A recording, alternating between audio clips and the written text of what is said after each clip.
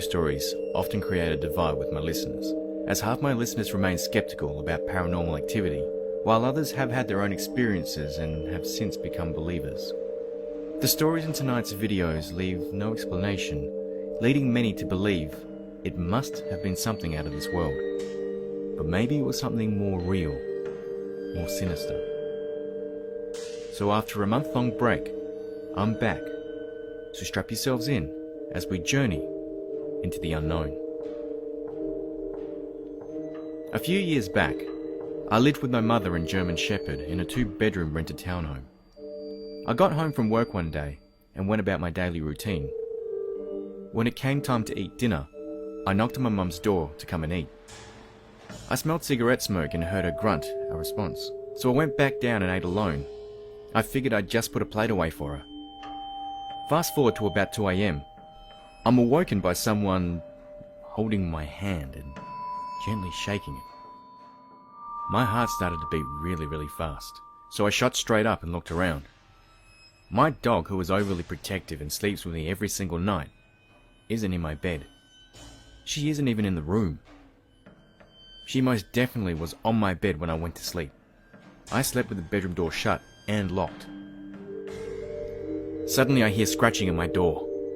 At this stage, I'm shitting bricks.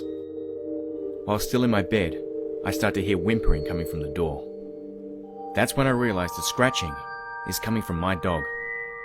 Taking comfort in the fact that it was her on the other side, I bolt for the door. I let her in and she's searching the whole room. Now I'm yelling for my mother. No answer.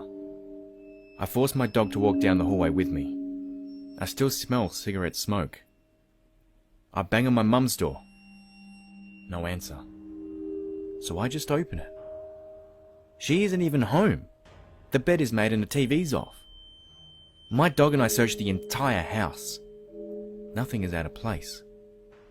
All the doors are locked and the windows are closed shut. Freaked out, I decided to call my mum right then and there. She answers all groggy and told me that she left early the day before to go visit my sick grandfather. Well, at least I knew where she was, so I tried to put whatever was going on in my imagination out of it. I walked back up the stairs to go back to my room when I started feeling something soft and powdery under my feet. They were cigarette ashes.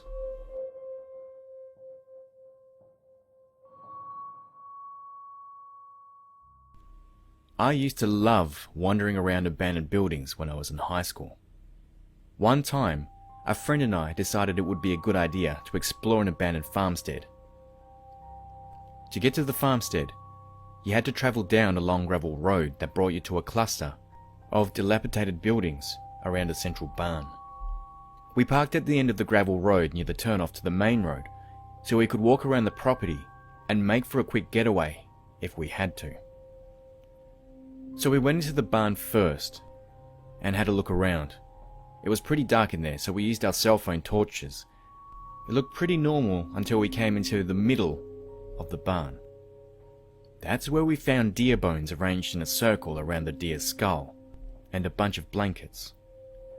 It had a bit of a cultish vibe to it, and this made us feel uncomfortable. So we started walking back to the car.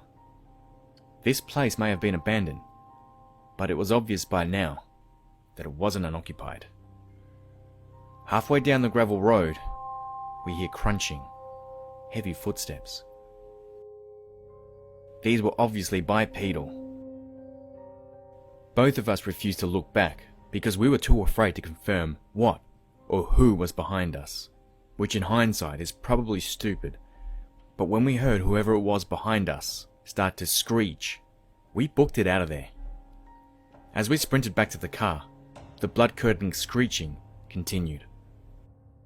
We tried to peel out of there as fast as possible, but because it snowed the night prior, the car was stuck.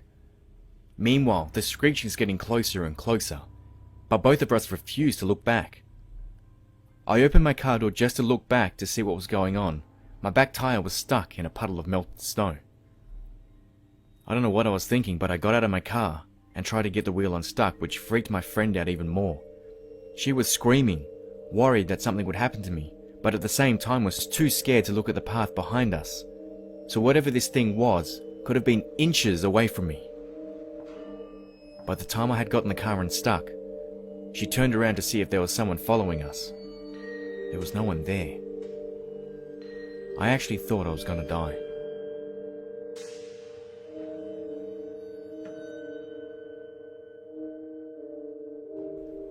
I was visiting my ex-mother-in-law in rural Georgia over the summer a couple years back. We're talking deep rural south. No light pollution. So you can see a billion stars and the actual Milky Way across the sky.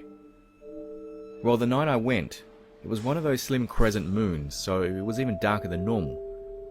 Like, can't even see my hand at the end of my arm, level of dark. I'm walking that little rat dog around the yard, along the edge of a forest, and I'm probably about 200 yards from their little trailer, which is the only source of light besides my flashlight. This little rat dog stops dead in his tracks and starts trembling. He looks up at me with his already popped out eyes, bulging out even further. He was terrified.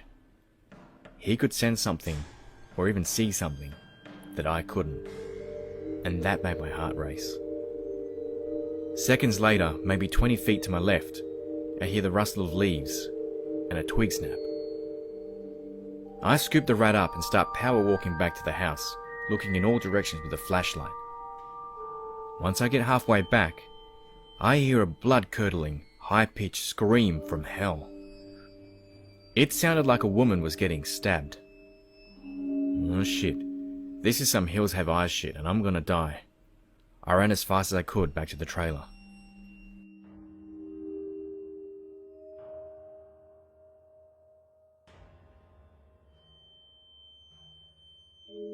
When I was 5, I had lost my tooth, so as every kid does, I put my tooth under my bed, wrapped up in a tissue.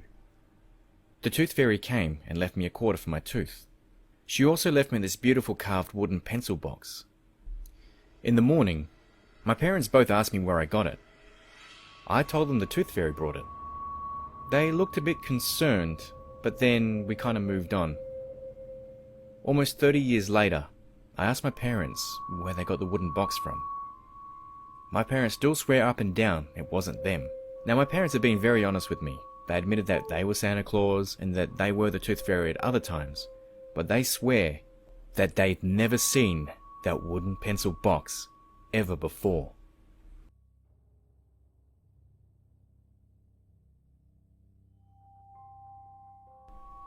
When I was 14 years old, a bunch of friends and I decided to camp in a forest nearby our homes.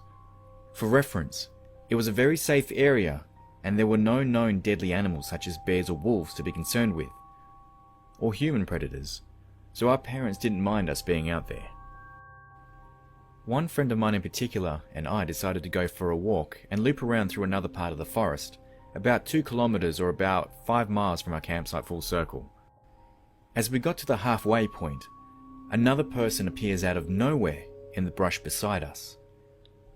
Full disclosure, we had been drinking a fair amount at the campsite. So this friend knew our names and made reference to my mother's name, which confirmed to me at least that he was definitely a friend of mine from the camp, but I felt a really strong sense of euphoria. My skin tightened and all the hairs on my arms stood up, so I told the mystery friend that we were heading back to the campsite and we'll see him back there. That's when he started asking us if we'd like to go back to his place. It was just around the corner. Just make a left. And he kept repeating that sentence over and over. Just make a left. My real friend had the sense to not let me go and to get us headed back in the direction of the campsite. As we headed back in that direction, both my friend and I collapsed from exhaustion. Sometime later, while it was still dark, we woke up and made our way back to the campsite, where we crashed in our sleeping bags. As I started to wake up later, I recalled the conversation we had with this mystery friend out in the woods, but my brain was convincing me we hadn't actually met anyone on our hike. Instead, it appears that I may have dreamt or imagined it. So when it was light out, I brought the whole thing up with my friend, who also didn't remember physically meeting anyone or having this encounter during the hike with another human. It was almost unhuman, to say the least. So we decided to go and retrace our steps that morning and follow the directions of the mystery friend's house. What I saw next still terrifies me to this day. That left turn led to an unfenced lookout with a 5-meter drop to the rocks below. In the darkness you'd never see it, no matter how experienced of a hiker you are.